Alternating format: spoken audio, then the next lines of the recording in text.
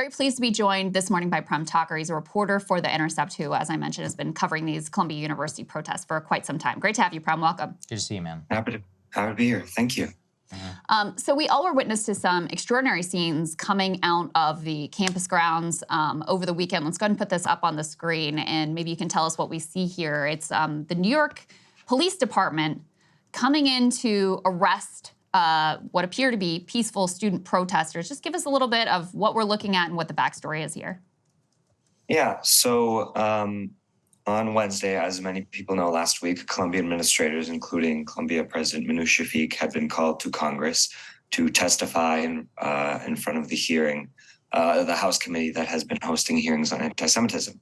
And at the same morning that this was happening, hundreds of Columbia students had launched an encampment, both kind of in relation to this hearing, but more broadly, sort of escalating ongoing demands they've had for years now about financial transparency and to call for the school to divest from companies that might be implicated in Israel's violence in Palestine. And so there's this encampment that sprouts up on Wednesday morning, very massive encampment. At the same time, the administrators are testifying in front of Congress.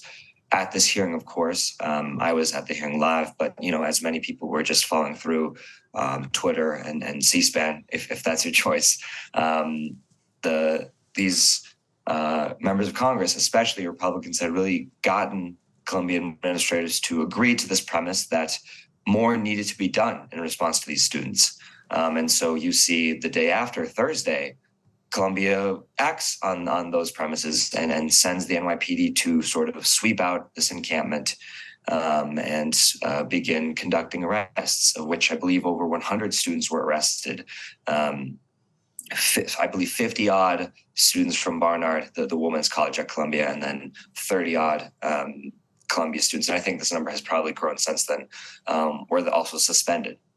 So that was the beginning of what we've now seen, you know, the past 4 or 5 days, just this ongoing escalation on part, especially of the university, to kind of meet these students, not with sort of perhaps good faith willingness to negotiate or discuss the issues at hand, but really just to police them. And I'll note last night at 1:15 a.m., President Minouche Shafik sent an email kind of expressing an interest in some ways, you know, of course, people criticize the statement, but she's expressed a desire to kind of hash things out and bring the temperature down. So that's kind of the latest update. Okay, and so you also put out an image, which we're about to play here, which was the aftermath after the NYPD came in, where it appears to have actually poured gasoline on that. Let's actually see that image right now.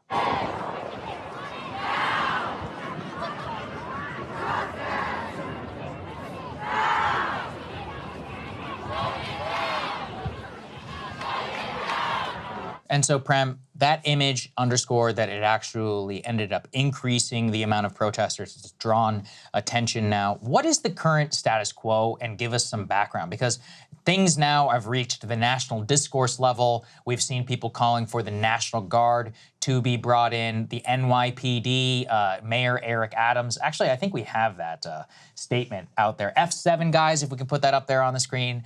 We have Mayor Eric Adams, who has put out a tweet where he says that he deplores the amount of anti-Semitism on campus. I'm horrified and disgusted being spewed around the Columbia University. Hate has no place in our city. I've instructed NYPD to investigate any violation of the law. Rhetoric is certainly ramping up there. So what do you expect the fallout to be?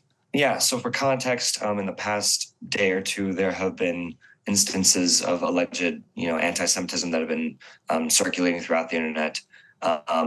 Things that, you know, we ought to verify, and also things that it's not clear if they were in fact pro-Palestinian students making these claims or doing these things.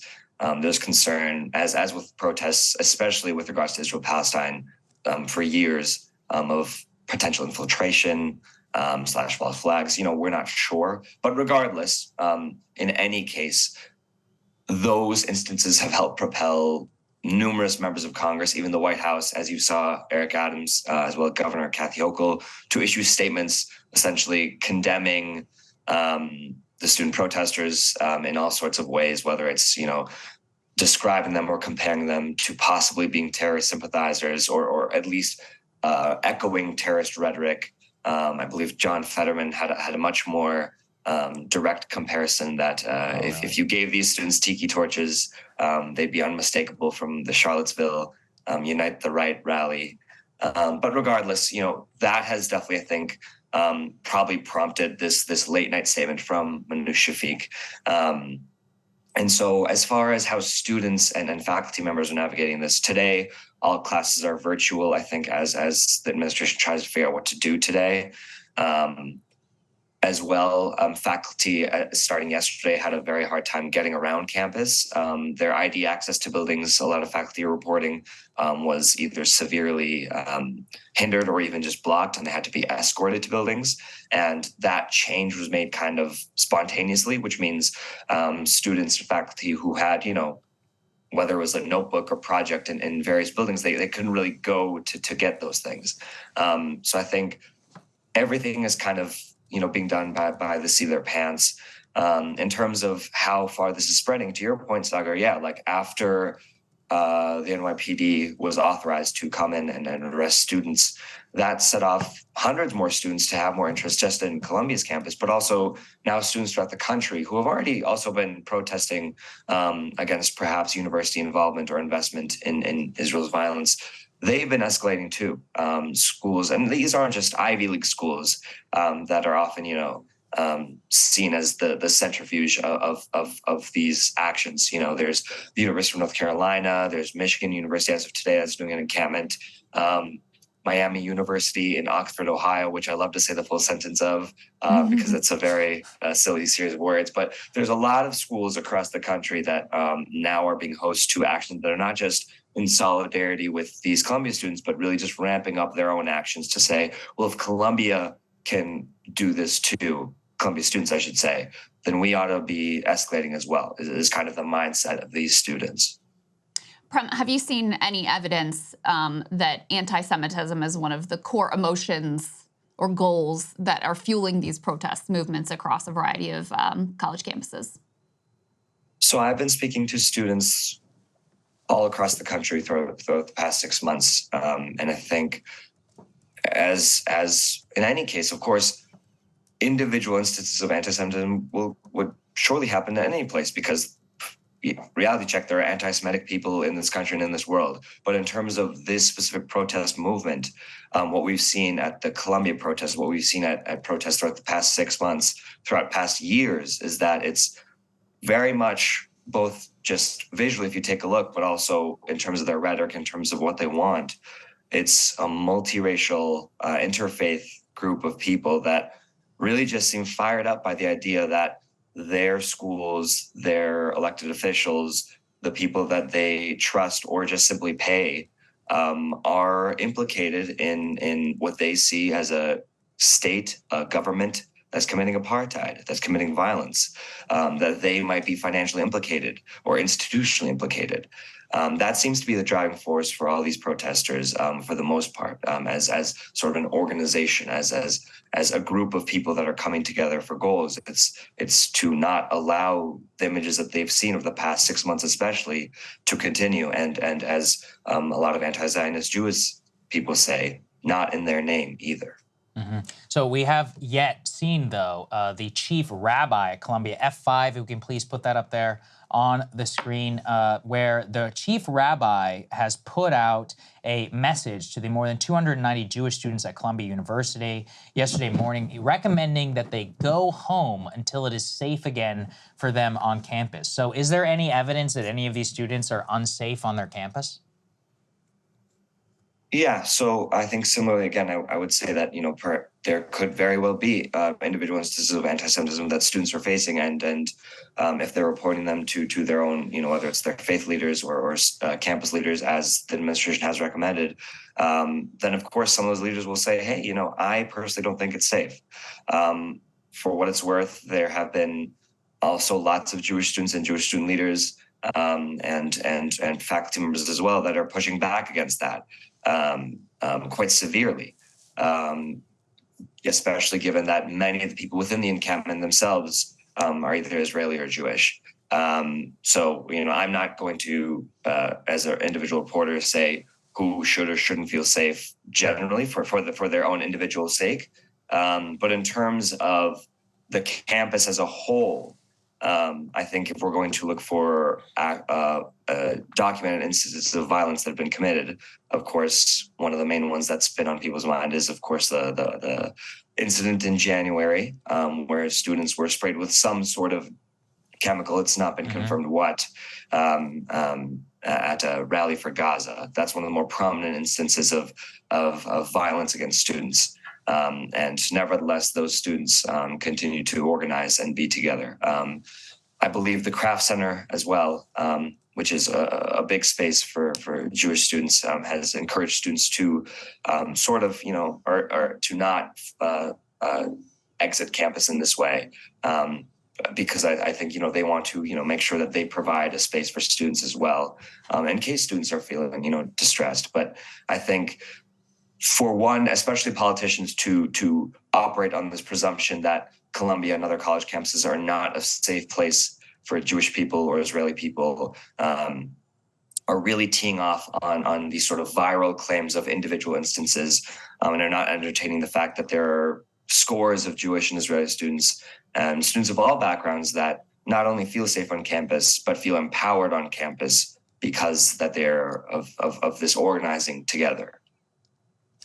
Prem, last thing for you, I wanted to get your reaction to the White House statement. Guys, this is E6 we can put up on the screen. They said, while every American has the right to peaceful protest, calls for violence and physical intimidation targeting Jewish students in the Jewish community are blatantly anti-Semitic, unconscionable, and dangerous.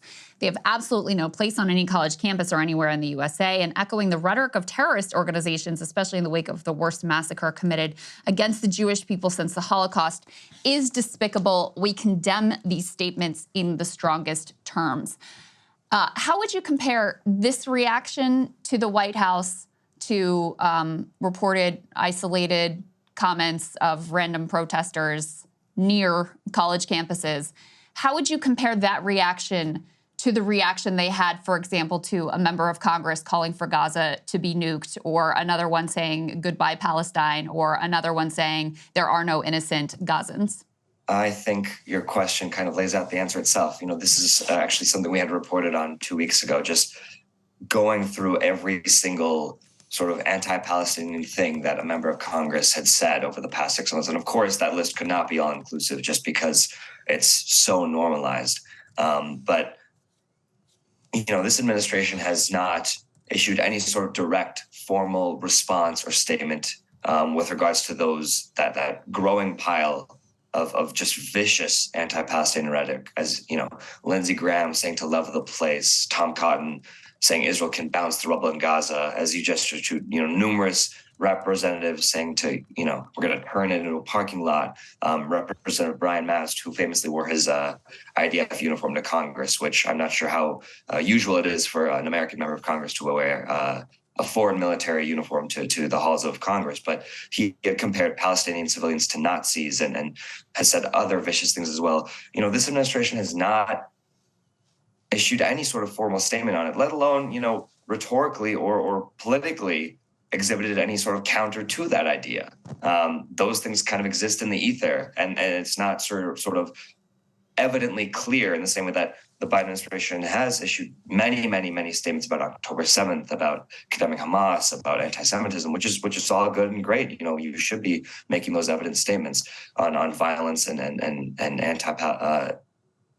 anti-Semitic rhetoric. They have not done the same at all, even for their own colleagues saying, genocidal rhetoric. I will note one other thing is that this was in the same 24 hours, the White House statement, as Israeli forces killing, I believe, 18 or 19 children, and then 18. A husband, his pregnant wife, and then two. Yes, exactly. And then two more women in Rafah, which should be underscored, is not only where over 1 million civilians are taking refuge after being displaced, but is where the United States has ostensibly said over and over and over again that they do not support a major operation without a plan to protect civilians. But in that time, Israel has repeatedly done what I guess is normalized as a not major operation and has just been killing people just over time en masse. But of course, nevertheless, there was no, formal clear statement on that. And I will update the people soon on this, but it's been hours since I reached out to the White House since midday yesterday about that exact thing to see if, at least upon being prompted, if they would, share a comment. I have not heard back yet. There you go. Prem, thank you so much for joining us this morning. It's a pleasure to meet you, get to speak to you, and we've also enjoyed some of your exchanges with the State Department, so please keep up the good work. Thanks, man. Take care of you both. Yeah, thanks, you too. Thank you guys so much for watching. I'm sure we'll have a nice long show for everybody tomorrow too, and we'll see you all later. Hey guys, if you like that video, go to breakingpoints.com, become a premium subscriber, and help us build the best independent media organization on the planet. That's right. We're subscriber funded. We're building something new. We want to replace these failing mainstream media organizations. So again, to subscribe, it's breakingpoints.com.